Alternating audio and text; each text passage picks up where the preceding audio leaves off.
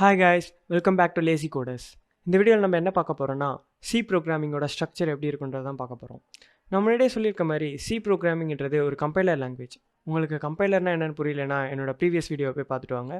இப்போ ரைட் சைடில் இருக்கிற இன்ஃபோ ஐக்கானை கிளிக் பண்ணிங்கன்னா உங்களுக்கு அந்த வீடியோ தெரியும். அந்த வீடியோவில் நான் கிளியராக கம்பைலர்னா என்ன, இன்டர்பிரட்டர்னா என்னென்னு எக்ஸ்பிளைன் பண்ணியிருக்கேன். அதை நீங்கள் பார்த்துட்டு வாங்க, அது உங்களுக்கு உதவியாக இருக்கும். ஸோ நம்ம சி ஃபைலில் ரைட் பண்ணுற எல்லா கோடையும் ஃபஸ்ட்டு கம்பைலர் என்ஜின் மொத்தமாக கம்பைல் பண்ணும். ஓகே, பட் கம்பைலர் இன்ஜினுக்கு எங்கேருந்து ஸ்டார்ட் பண்ணணும்னு எப்படி தெரியும்? ஃபர்ஸ்ட் லைன்லேருந்து ஸ்டார்ட் பண்ணாக்கா நம்ம எதை வேணால் சொல்லியிருக்கலாம்ல. ஃபர்ஸ்ட் லைனில் நாம் ஸ்பெசிஃபிக்காக ஒரு பாயிண்ட் வைக்கணும். அந்த பாயிண்ட்லேருந்து தான் நீங்கள் கம்பைல் பண்ணணும்னு சொல்கிறது. இதை அவங்க முன்னாடியே யோசித்து அந்த மாதிரி ஒரு பாயிண்ட் வச்சுருக்காங்க. அந்த பாயிண்ட் தான் மெயின் ஃபங்க்ஷன். ஸோ நீங்கள் என்ன கோடு எழுதினாலும் உங்கள் ப்ரோக்ராமில் எங்கே இந்த மெயின் ஃபங்க்ஷன் இருக்குதோ அந்த பாயிண்ட்லேருந்து தான் உங்கள் ப்ரோக்ராம் ரன் ஆக ஸ்டார்ட் ஆகும். ஸோ மெயின் ஃபங்க்ஷனுக்கு ரிட்டன் டைப்னு ஒன்று இருக்குது. ரிட்டன் டைப் யூஸ்வலாக வாய்ட் தருவாங்க. இப்போ ரிட்டன் டைப்னா என்னன்னு கவலைப்படாதீங்க, நீங்கள் ஃபங்க்ஷன்ஸ் படிக்கும்போது உங்களுக்கு கிளியராக புரியும். வாய்டுன்ற வேர்டுக்கு மீனிங் நத்திங். ஸோ வாய்ட்னா எதுவுமே எனக்கு தரப்போகிறது இல்லை அப்படின்னு நீங்கள் முன்னாடியே சொல்லிடுறீங்க. Sorry guys, void. இதுதான் பேசிக் ஸ்ட்ரக்சர். நீங்கள் எந்த ஒரு சி ப்ரோக்ராமிங் பார்த்தீங்கனாலும் அதில் கண்டிப்பாக இந்த ஒரு ஃபங்க்ஷன் இருக்கும். இந்த ஃபங்க்ஷன் இல்லைன்னா சி ப்ரோக்ராமிங் ரன்னே ஆகாது.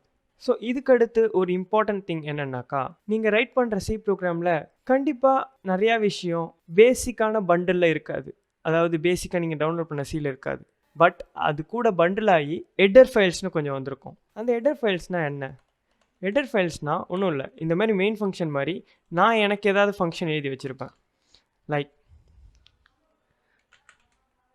Call me. நான் இந்த மாதிரி ஒரு ஃபங்க்ஷன் எழுதி வச்சுருப்பேன். இந்த ஃபங்க்ஷனை உங்களுடைய ப்ராஜெக்டில் நீங்கள் யூஸ் பண்ணணும்னு நினச்சிங்கன்னா நான் க்ரியேட் பண்ணியிருக்க ஹெடர் ஃபைலை நீங்கள் இம்போர்ட் பண்ணணும். அந்த மாதிரி ஒரு சில ஹெடர் ஃபைல்ஸ்லாம் ரொம்ப எசென்ஷியல்ஸ். அதில் தான் நம்மளுடைய பிரிண்ட் ஃபங்க்ஷனோ ஸ்கேன் ஃபங்க்ஷனும் இருக்குது. ஸோ அந்த ஃபங்க்ஷன்ஸ் எந்த ஹெடர் ஃபைலில் இருக்குன்னா #include stdio.h. ஸோ சி ப்ரோக்ராமிங்க்கு எப்படி .cன்றது எக்ஸ்டென்ஷனோ ஹெடர் ஃபைல்ஸ்க்கு .hன்றது எக்ஸ்டென்ஷன். ஸோ இதுதான் சின்டாக்ஸ் #include. நீங்கள் #includeன்னு சொல்லிட்டீங்கன்னா ஸோ சி ப்ரோக்ராமிங்க்கு தெரியும் ஏதோ ஒரு ஃபைல் உள்ளே இன்க்ளூட் ஆக போகுதுன்ட்டு. அந்த ஃபைல் நேமை நீங்கள் இங்கே தரணும். ஸோ நான் இப்போ யூஸ் பண்ணியிருக்க ஃபைல் stdio.h.